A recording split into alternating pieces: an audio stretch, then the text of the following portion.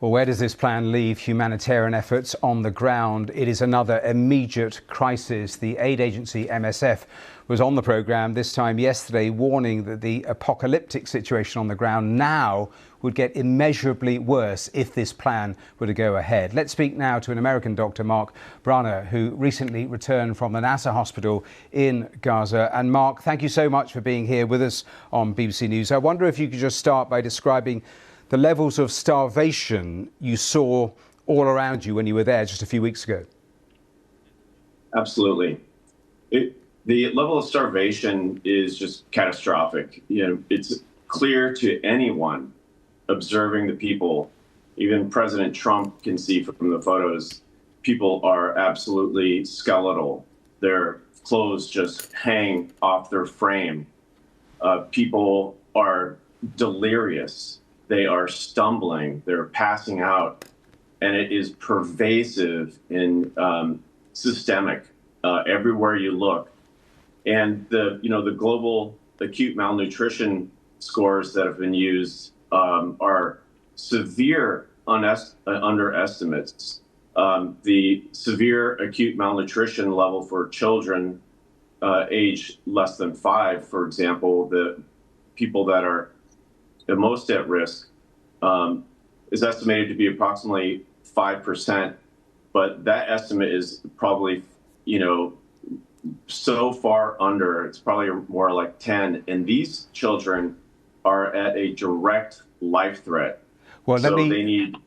Let me ask you about that, because I quoted you a couple of times in interviews last week after I read some of your accounts, and you described the impacts of extreme malnutrition, extended starvation, and what that does to the human body, the gut. I wonder if you would just describe that for people watching you speak now. Sure. These children already have experienced multi-trauma. And what is even worse is that it is so pervasive in how it affects the physiology that they start to lose emotional contact even with their families. So they become delirious. They have hallucinations. They are unable to sleep. They get zero REM. They essentially become almost like zombies. They stop playing. They stop talking. They stop looking for love. They lose contact completely with their family. And it's really an incredible insult to injury. But, it starts with the brain and starts to kind of goes down. But in the most severe forms, especially in children that are less than 6 months of age, you start to get an obliteration of the immune system, because people don't really start to develop a fully robust immune system until approximately 6 months of age. And so what happens is that they start getting infections of every type that you can imagine, skin infections, because everybody has cuts and scrapes. The body starts having severe protein and carbohydrate malnutrition and loss, where there's not enough protein circulating in the blood to keep the water in the bloodstream. So the water goes to area of least resistance, which is the gut. So the gut becomes very distended. And then what happens there is that the gut lining starts to auto-digest. And then the bacteria, the E. coli that are in the gut, start to translocate or move across the barrier from inside the gut into the bloodstream. And then you have what's called gram-negative sepsis, which is a systemic infection that is pretty much 100% lethal. It is. And, it is horrific to hear you describe all of that. When you get to a tipping point like that, is there any way back from that? Unfortunately, there's really not. And that's the problem. There are literally thousands of children that have crossed the tipping point where we won't know the total mortality and morbidity numbers for months.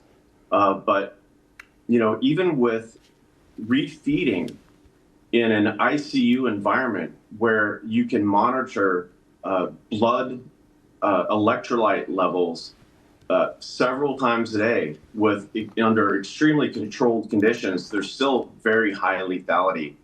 And so, the issue is too is that the underestimation, and a really terrible part of this story is that the numbers that we have are from people who are still able to get up and walk and move around. There are so many people that are so destroyed that they're just lying in their tents. So, they're completely isolated and we have no idea about them. And so these numbers are just going to climb so high. A really brief thought, if you would, as a final thought, because I know you as doctors try to get baby formula into Gaza. Just briefly, tell me what happened there. Well, when we were at Nasser, we occasionally would need to go over to the children's hospital adjacent to Nasser. And while we were there, it was overwhelming. There were 100 children that were at high risk of imminent death from starvation that needed specialized formula. And they are living day to day, hour by hour, waiting for small amounts of food to come in. People that basically smuggle specialized formula in because the Israeli Defense Force has, explicitly and intentionally blocked baby formula. The crew that came in right behind us, we asked them to bring in formula. The IDF stopped them at the border and took all of the formula out of their bags. But there are thousands of children in very close proximity to the hospital because the hospital itself is overwhelmed, and these children are at risk of death. And the families just essentially hunker down in buildings, blown up buildings around the hospital to come in under emergent conditions because there's no room in the hospital. And this is a red zone, so they're living in a red zone in close proximity to the hospital so they can jump in quickly at the last second. But generally, there's nothing that can be done. Doctor, we have to leave it there, but we are very grateful for your time, for speaking to us here on BBC News. Thank you.